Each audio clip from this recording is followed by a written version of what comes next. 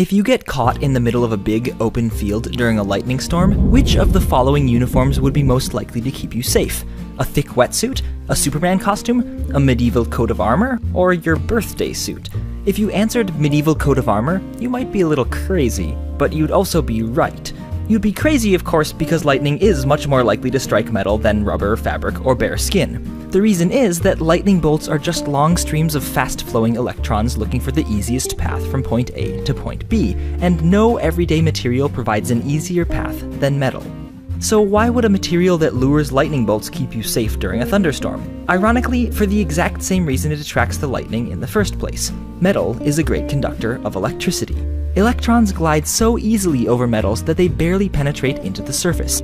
And if an electrical current happens to be moving over a hollow metal container, like a can or a box or even a welded coat of armor, the current won't reach the inside of the container.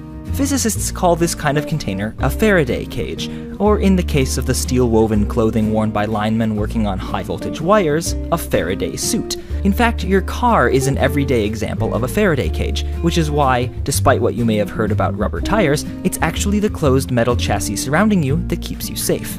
It channels lightning around rather than through you. Of course, if you're away from your car and get caught in an open field during a storm, chances are slim that you'll have a medieval coat of armor or high-voltage line suit handy. In that case, whether you're naked or in costume, your body unfortunately happens to be a better electrical conductor than both air and soil, so it provides a great shortcut for traveling current. Stand upright and you're the fastest route for a descending lightning bolt. Lie down and you're the best path for current racing along the ground from a nearby strike.